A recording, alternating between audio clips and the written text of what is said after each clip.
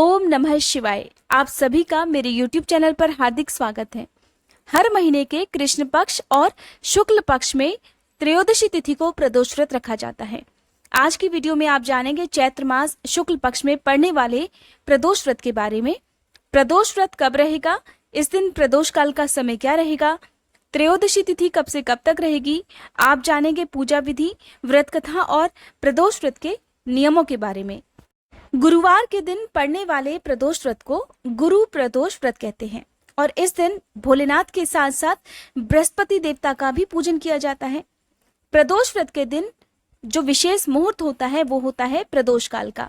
भगवान शिव की कृपा प्राप्त करने के लिए इसी प्रदोष काल में हर प्रदोष व्रत के दिन पूजा करनी चाहिए और भगवान शिव के साथ साथ पूरे शिव परिवार की पूजा करके बृहस्पति देवता का पूजन भी करना चाहिए।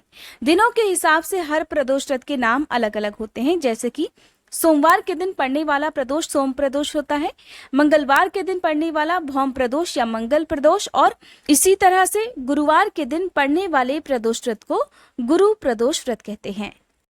प्रदोष व्रत के दिन सुबह ब्रह्म मुहूर्त में उठकर स्नान आदि से निवृत्त होकर सफेद रंग के या हल्के गुलाबी रंग के वस्त्रों का प्रयोग करना चाहिए। हाथ में जल या पुष्प लेकर व्रत का संकल्प लेना चाहिए। उसके बाद इस जल को भगवान के चरणों में अर्पित कर देना चाहिए। फिर सूर्य देवता को जल का अर्घ्य दें। अब धूप दीपक जलाकर आप भगवान शिव की पूजा करें। इससे पहले यदि आपके पास शिवलिंग है तो शिवलिंग को आप गंगा जल से स्नान कराएं। शिवलिंग का पंचामृत से अभिषेक करें।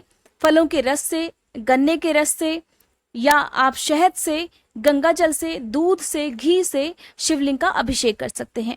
यदि आप जल के अलावा किसी अन्य सामग्री से, किसी अन्य द्रव्य से शिवलिंग का कभी भी अभिषेक करते हैं तो सबसे अंत में साफ शुद्ध जल से शिवलिंग का एक बार फिर से अभिषेक करना चाहिए।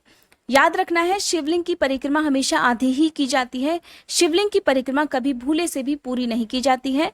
शिवलिंग को हल्दी या तुलसी दल कभी भी अर्पित नहीं किया जाता है। आज के दिन भोलेनाथ को चंदन का तिलक लगाकर सफेद फूल अर्पित किए जाते हैं। साथ ही भांग, धतूरा, बेलपत्र अर्पित किए जाते हैं। माँ पार्वती को सिंदूर अर्पित करने के साथ ही लाल रंग के फूल अर्पित किए जाते हैं और इसी प्रकार पूरे शिव परिवार की पूजा की जाती है। सुबह के समय आप साधारण विधि से भी पूजा कर सकते हैं। भगवान शिव के मंत्रों का जाप करके आप व्रत की कथा पढ़ने और सुनने के साथ ही आरती करके, क्षमा याचना करके अपना व्रत प्रारंभ कर सकते हैं। दिन भर उपवास रखते हुए, हालांकि इस व्रत में केवल मीठा भोजन ही ग्रहण किया जाता है। अगर आप मीठा भोजन किसी प्रकार ग्रहण ना कर पाए, कोई स्वास्थ्य संबंधी परेशानी आपके साथ हो, तो ऐसे में आप सेंधा नमक से बने भोजन का भी सेवन कर सकते हैं। आज के दिन हरे मूंग का सेवन और हरे मूंग का दान करना अत्यंत फलदायी माना जाता है। दिन भर भगवान का ध्यान करते हुए शाम को प्रदोष काल प्रारंभ होने से पहले ही एक बार फिर से स्नान आदि से निवृत्त होकर चाहे तो आप अपने घर के मंदिर में या चाहे तो आसपास के शिव मंदिर में जाकर पूजा करें। विधिवत शिवलिंग की पूजा करें या जो मूर्ति आपके पास है, तस्वीर है, उनकी पूजा आपको करनी है। फिर से गंगा जल, भांग, धतूरा, बेलपत्र अर्पित करके घी का दीपक जलाना चाहिए। जब भी आपकी कोई विशेष मनोकामना होती है, ऐसे में आप अपने आसपास किसी मंदिर में जाकर, खासकर शिव मंदिर में जाकर यदि आप आटे का दीपक जलाते हैं तो कहते हैं कि आटे का दीपक जलाने से आपकी मनोकामना जल्दी पूर्ण होती है। ऐसी मान्यता है कि आटे के दीपक का और मनोकामना पूर्ति का बहुत ही गहरा संबंध होता है, बहुत ही विशेष महत्व होता है। जब भी आपकी मनोकामना पूर्ण हो जाए तो आप एक निश्चित संख्या में, उसका संकल्प भी आपको पहले दिन ही ले लेना चाहिए कि जब आपकी मनोकामना पूर्ण हो जाएगी तो आप इतनी संख्या में इस मंदिर में आकर आटे के दीपक अवश्य जलाएंगे। इस प्रकार आप भगवान शिव के पंचाक्षर मंत्र का जाप करें, रुद्राष्टकम का पाठ करें या आप सुन भी सकते हैं और फिर व्रत की कथा पढ़ें या सुने, भगवान को भोग लगाएं। आज के दिन भगवान शिव को अखंडित चावल अर्पित किए जाते हैं। अखंडित चावल यानी कि साबुत चावल। जब भी आप भगवान शिव की पूजा करें, कभी भी भगवान शिव को टूटे हुए चावल कभी भूले से भी अर्पित ना करें, इससे दोष लगता है। भगवान शिव को दूध अर्पित करने के साथ ही दूध का दान आज के दिन किसी निर्धन और जरूरतमंद व्यक्ति को दान में दे दें, इससे भी आपको पुण्य मिलता है।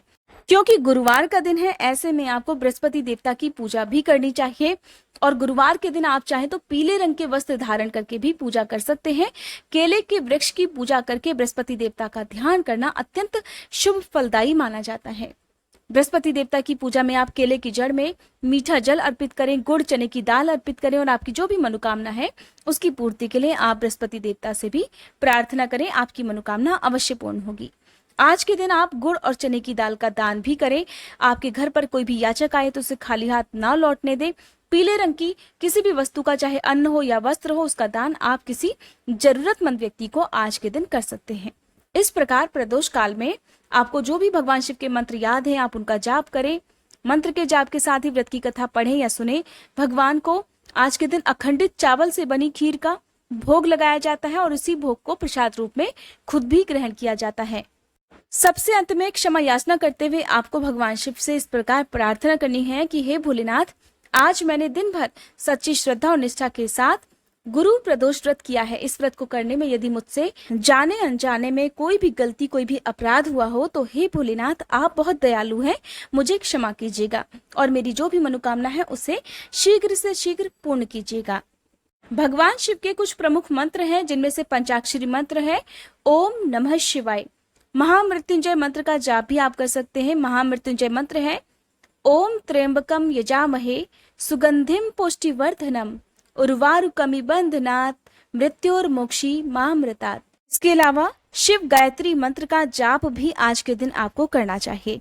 ये मंत्र है ओम तत्पुरुषाय विद्महे महादेवाय धीमहि तन्नो रुद्रः प्रचोदयात्। आइए अब सुनते हैं गुरु प्रदोष व्रत कथा। कथा प्रारंभ करने से पहले आप सभी से अनुरोध है, कमेंट बॉक्स में भोलेनाथ की जय जरूर लिखिएगा। पौराणिक कथा के अनुसार एक बार देवराज इंद्र और असुर वृत्तासुर की सेना में घनघोर युद्ध हुआ। देवताओं ने दैत्य सेना को पराजित कर दिया। ये देखकर दैत्य वृत्तासुर अत्यंत क्रोधित हो गया और आसुरी माया से उसने विकराल रूप धारण कर लिया। इसके बाद सभी देवता उसके रूप को देखकर डर गए और गुरुदेव बृहस्पति की शरण में पहुंचे। बृहस्पति देव बोले कि पहले आप लोगों को वृत्तासुर का वास्तविक परिचय जानने की जरूरत है, उसके बाद ही उससे युद्ध करना। वृत्तासुर पूर्व समय में चित्ररथ नाम का राजा था।